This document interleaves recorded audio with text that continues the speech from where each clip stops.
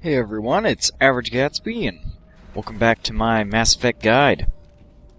As you can see, I kind of cut out the elevator right there, because, well, this video just took a little bit too long, and I kind of wanted to keep all the dialogue with Liara in here, so... But anyway, you're probably wondering, hey, what happened to this video? I mean, you know, if you know...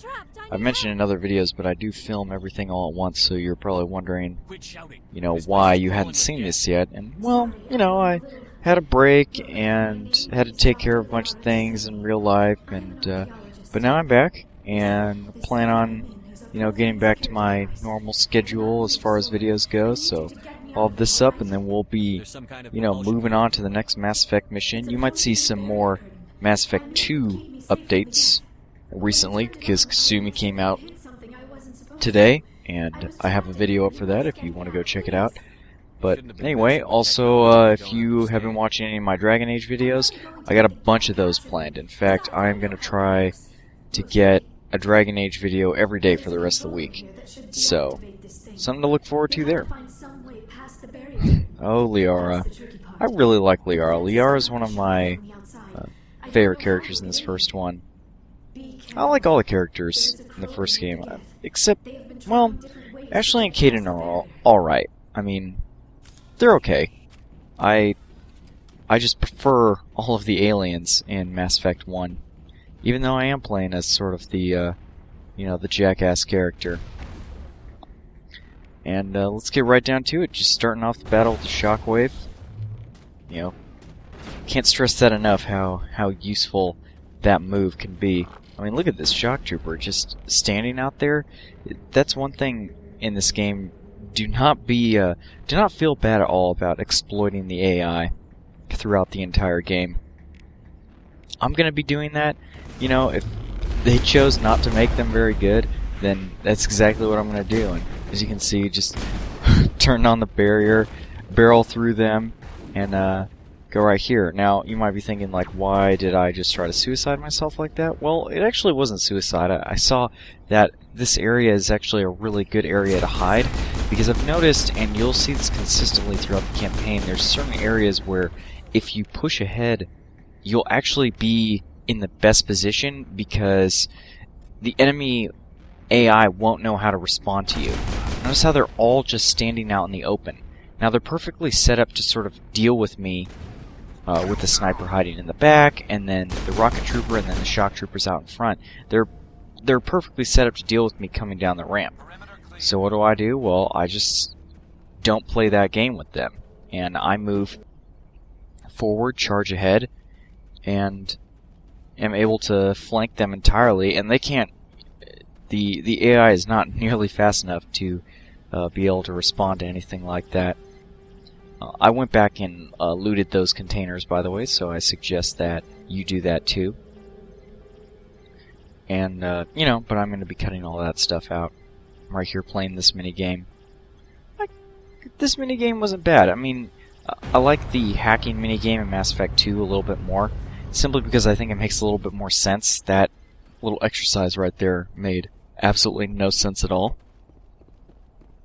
And I highly recommend, even though you're going to get an autosave up here, just make sure that you save at this point, because you are about to get into a situation, probably one of the, well, it can be a very difficult fight, I'll say that.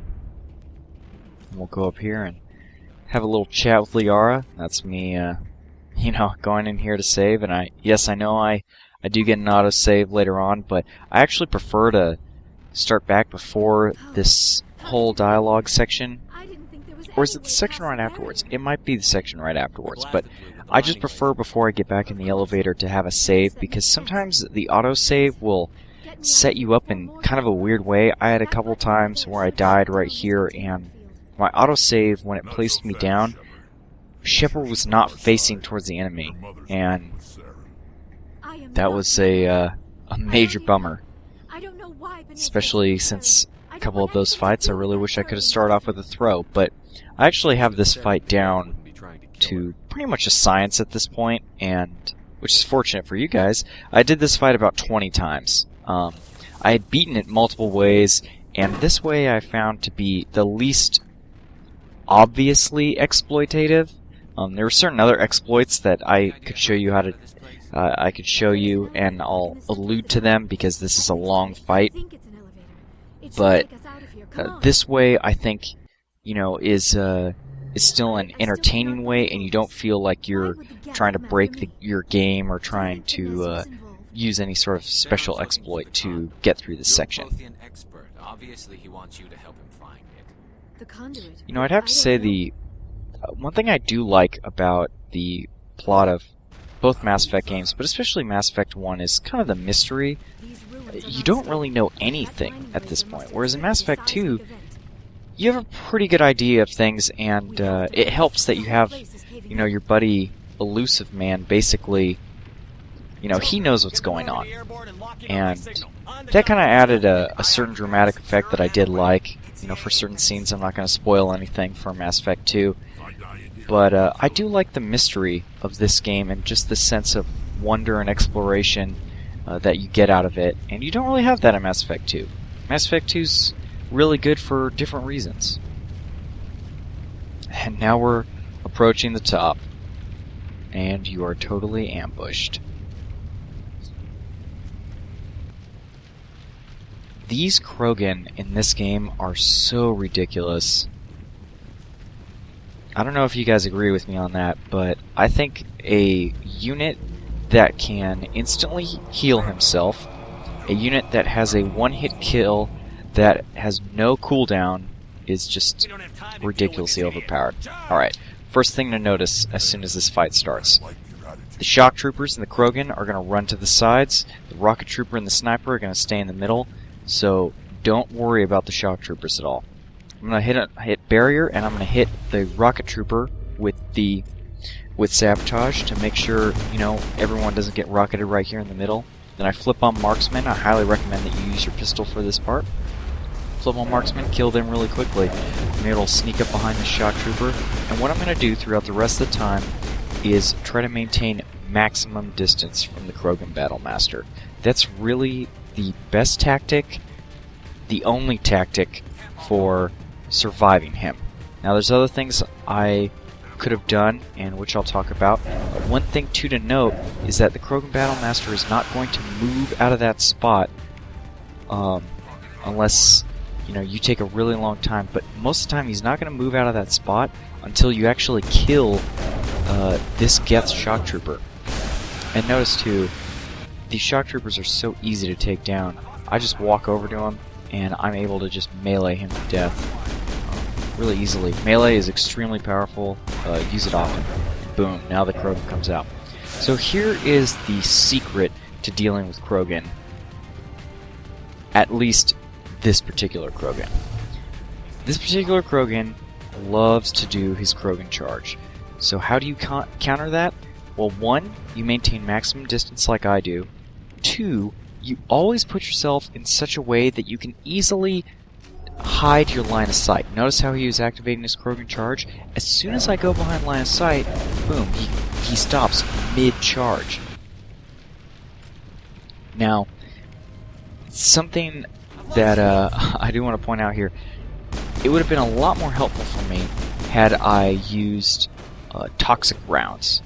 Toxic rounds help prevent them from regenerating, and toxic rounds are just a very effective weapon against biological enemies.